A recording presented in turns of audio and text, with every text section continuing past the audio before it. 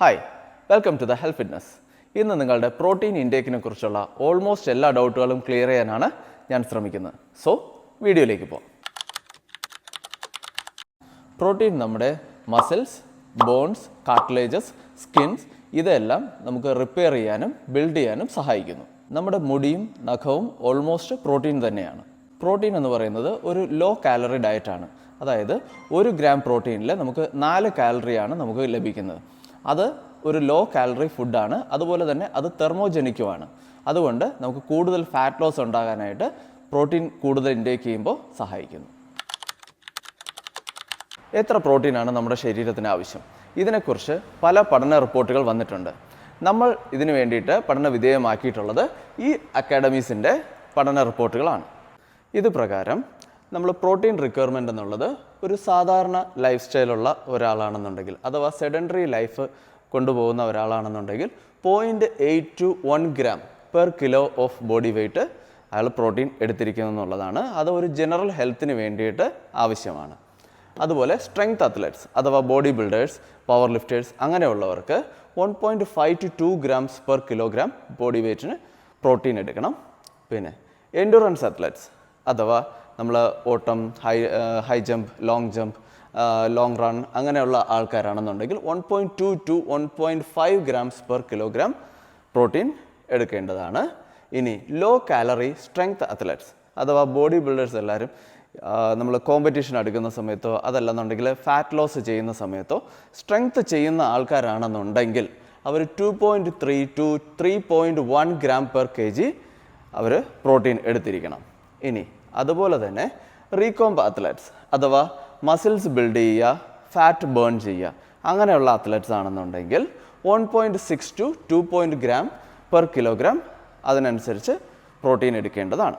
ഇനി over weight ആയിട്ടുള്ള ആൾക്കാർ ഈ രീതിയിലുള്ള കാൽക്കുലേഷൻ ആണെന്നുണ്ടെങ്കിൽ അവർക്ക് ആ ഒരു പ്രോട്ടീൻ ഇൻടേക്കിൽ ഒരു ചെറിയൊരു മിസ്മാച്ച് വരും. അതിനൊരു സിമ്പിൾ കാൽക്കുലേഷനാണ്. അവരുടെ ഹൈറ്റ് എത്രയാണോ അതിനനുസരിച്ച് പ്രോട്ടീൻ എടുക്കുക. ഉദാഹരണത്തിന് 160 സെൻറ്റിമീറ്റർ ഹൈറ്റുള്ള ആളാണെന്നുണ്ടെങ്കിൽ 160 ഗ്രാം പ്രോട്ടീൻ എടുക്കുക. അതൊരു സിമ്പിൾ കാൽക്കുലേഷനാണ്. പഴയ ഒരു പഠനപ്രകാരം 20 മുതൽ 25 ഗ്രാം പ്രോട്ടീനാണ് ഓരോരുത്തരുടെ ശരീരത്തിന് ഒരു ടൈം അബ്സോർബ് ചെയ്യാൻ പറ്റുക എന്നുള്ളതായിരുന്നു. പക്ഷേ 2016 ഒരു പഠനം വന്നു 40 ഗ്രാം പ്രോട്ടീൻ വരെ നമ്മുടെ ശരീരത്തിന് അബ്സോർബ് ചെയ്യാൻ പറ്റുമെന്ന്. അതിനെ തിരുത്തിയിട്ട് 2018 മറ്റൊരു പഠനം വന്നു. അതിൽ ഒരു 160ഓളം ആൾക്കാരെ ചേർത്തിട്ടാണ് ആ ഒരു പഠനം വന്നിരുന്നത്. അതിൽ 70 ഗ്രാം പ്രോട്ടീനോളം ഒരു ടൈം നമുക്ക് അബ്സോർബ് ചെയ്യാൻ പറ്റും എന്നുള്ളതായിരുന്നു ആ ഒരു പഠനം പറഞ്ഞിരുന്നത്. അപ്പോൾ ഇതിൽ നിന്ന് നമുക്ക് മനസ്സിലാകുന്നത് ഒരു പ്രോട്ടീൻ എന്ന് പറയുന്നത് നമ്മൾ ഒരു ടൈം എത്ര എടുക്കുന്നു എന്നുള്ളതല്ല, നമ്മൾ ഒരു ദിവസം എത്ര കൺസ്യൂം ചെയ്യുന്നു എന്നതിലാണ് കാര്യം. നമ്മൾ ഒരു ദിവസത്തിൽ എത്ര പ്രോട്ടീൻ എടുക്കുന്നു എന്നതിലാണ് ഇമ്പോർട്ടൻ്റ് ആയിട്ടുള്ള കാര്യം. നമ്മൾ 3 മീൽസ് പെർ ഡേ അതിൽ നമ്മൾ പ്രോട്ടീൻ എടുത്താലും 4 മീൽസിൽ നമ്മൾ പ്രോട്ടീൻ എടുത്താലും 5 മീൽസ് എടുത്തിരുന്നാലും സെയിം എഫക്റ്റാണ് നമ്മുടെ ശരീരത്തിൽ വരാൻ പോകുന്നത്. അതുപോലെ തന്നെ നമ്മൾ ഒരു ദിവസം 2 മീൽസ് പെർ ഡേ എടുത്തിരുന്നാലും 6 മീൽസ് എടുത്തിരുന്നാലും നമുക്ക് കിട്ടുന്നത് സെയിം എഫക്റ്റ് തന്നെയാണ്. നമ്മുടെ ബോഡി റിക്വയർമെൻ്റ് അനുസരിച്ച് നമുക്ക് എത്ര പ്രോട്ടീൻ ആണെന്നുണ്ടെങ്കിലും നമുക്ക് ആ കാറ്റഗറി അനുസരിച്ച് നമുക്ക് കഴിക്കാവുന്നതാണ്. ഇനി ചിലർ പറയുന്നു നമുക്ക് പ്രോട്ടീൻ നമ്മുടെ ശരീരത്തിൽ കൂടുമ്പോഴേക്കും നമുക്ക് യൂറിക് ആസിഡ് കൂടുന്നു, പ്യൂരിൻ നമ്മുടെ ശരീരത്തിൽ ഫോം ചെയ്യുന്നു, ഇത് നമുക്ക് ശരീരത്തിൽ ഗൗട്ട് ഫോം ചെയ്യുന്നു, ഇതെല്ലാം പലരും പറയാറുണ്ട്. പക്ഷേ യൂറിക് ആസിഡ് ഫോം ചെയ്യുന്നത് നമ്മുടെ പ്രോട്ടീനിൻ്റെ ഹൈ ഇൻടേക്ക് കൊണ്ട് മാത്രമല്ല, മറ്റ് ധാരാളം കാരണങ്ങൾ കൊണ്ടും യൂറിക് ആസിഡ് വരാറുണ്ട്.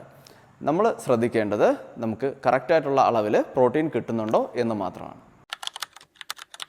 ഒരു ജനറൽ കൺസെപ്റ്റ് പ്രകാരം നമ്മൾ പ്രോട്ടീൻ കഴിക്കേണ്ട ഏറ്റവും ബെസ്റ്റ് ടൈം എന്ന് പറയുന്നത് രാവിലെ ഉണർന്ന ഉടൻ, വർക്കൗട്ടിന് തൊട്ട് മുന്നേയും ശേഷവും, അതുപോലെ രാത്രി ഉറങ്ങാൻ പോകുന്നതിന് തൊട്ട് മുന്നേയും. ഈ ടൈമിൽ നമ്മൾ പ്രോട്ടീൻ കഴിക്കുന്നത് അബ്സോർപ്ഷൻ റേറ്റ് വളരെയധികം കൂട്ടും എന്നുള്ളതാണ് ഒരു ജനറൽ ആയിട്ടുള്ള കൺസെപ്റ്റ്. പക്ഷേ പഠനങ്ങൾ പറയുന്നത് നമ്മൾ വർക്കൗട്ടിൻ്റെ ടൈമോ അല്ലെന്നുണ്ടെങ്കിൽ നമ്മൾ പ്രോട്ടീൻ എടുക്കുന്ന ടൈമോ അല്ല ഇമ്പോർട്ടൻറ്റ്, നമ്മൾ എത്ര പ്രോട്ടീൻ കഴിക്കുന്നു എന്നതാണ് ഇമ്പോർട്ടൻറ്റ്. പ്രോട്ടീൻ ഇൻടേക്കിനെ കുറിച്ചുള്ള നിങ്ങളുടെ ഡൗട്ടുകൾ മാക്സിമം ക്ലിയർ ആയി എന്നാണ് ഞാൻ വിചാരിക്കുന്നത്. ഇനി എന്തെങ്കിലും ഡൗട്ടുകൾ ഉണ്ടെന്നുണ്ടെങ്കിൽ കമൻറ്റ് ബോക്സിൽ അറിയിക്കുക. And keep watching the health fitness. Thank you.